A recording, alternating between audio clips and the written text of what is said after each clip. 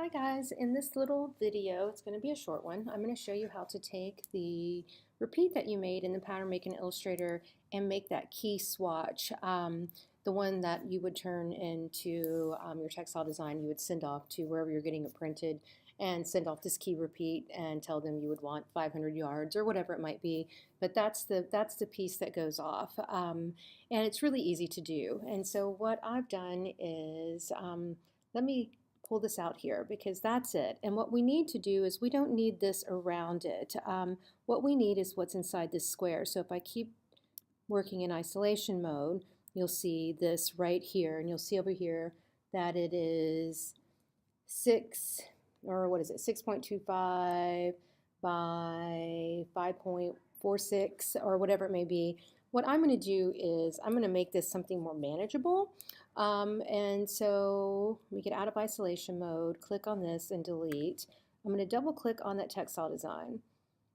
And what I'm going to see here that it is a 5.5 by 5.5 key right here.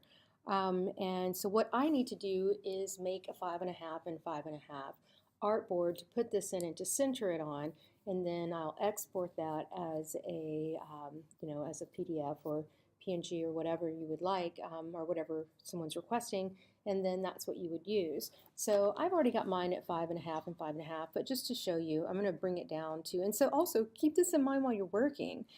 Just don't start randomly, making these shapes and not pay attention to this. Like I said, I don't want to struggle with making 4.395 and 32496 or whatever it might be.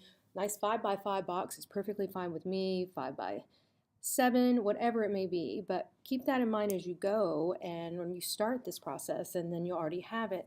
So what I'm going to do is just to show you, I'm going to knock that one down by 5, and you're going to notice this one didn't change in proportion because I have this off. So this actually maintains the height and width proportions.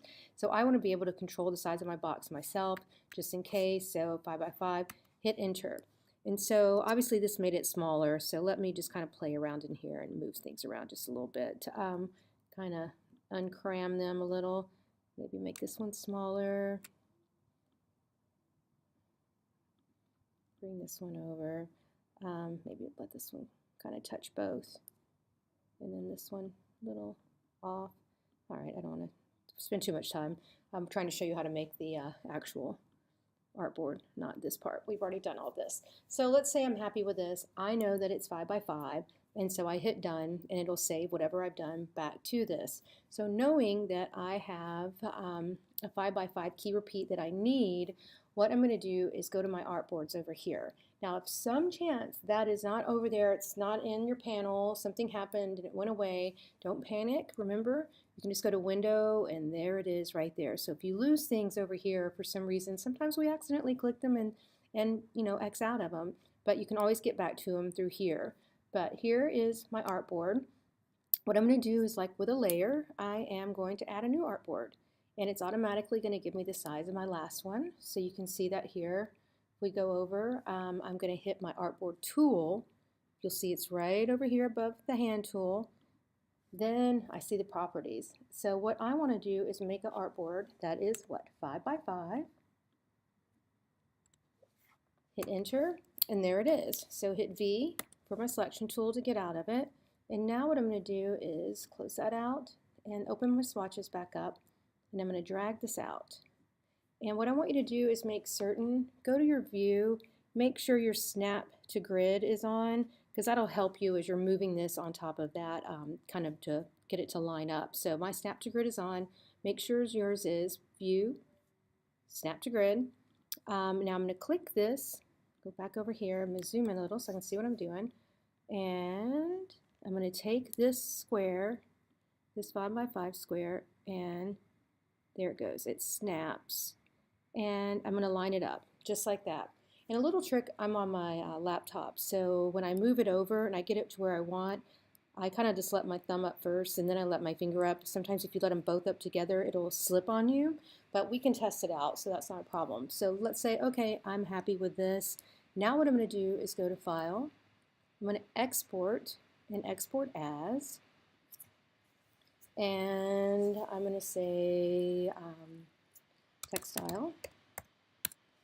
and just going to my desktop, but right here, don't just hit export because that's our instinct, right? Slow down just a little, use artboards, and yours will probably default to all. Hit range and make sure it's the second artboard. So if it's not, type it in. Mine happened to be, and that's the one I want to export. So it'll export what's in the artboard, not what's outside of it. So watch this. Export, it's at high, 300, okay. Now what I'm going to do is come over here. Let me swing back this way. And I'm going to take it, File, Place, Textile, Place. Just click once, and it'll just go into scale, into proportion. So now here it is. That's your key piece right there. And so you would write underneath it with your text tool, which the shortcut to text is T. So as you're doing your boards, you need to write under it. Obviously, we need a bigger font. So let me come over here and write 5, 5, 5. Oops, do that again, 5. And now, and then hit escape to get out of the text tool. And now you can take this and move it when you start doing your layout. Someone knows that this is a 5 by 5 repeat, and that every time this will repeat, every 5 inches, the square, this will happen. And to test it out, all you have to do is, let me delete that. I'm going to grab this, I'm going to hold the Alt key, drag and make a copy. And there it is. Go back here, hold the Alt key, drag and make a copy, and oops, and line them up. See what's starting to happen? We've got this seamless repeat, and so the same thing would continue to happen on each side as well. And this is how the textile design is made. It's just that key repeat being repeated over and over. So see what's starting to happen here, and then there'll be another one in here. So let me take this one, fill in that gap so you can see, and so on and so on. And look how the textile design. So that's how you can test out your swatch. I hope this helped. All right, bye.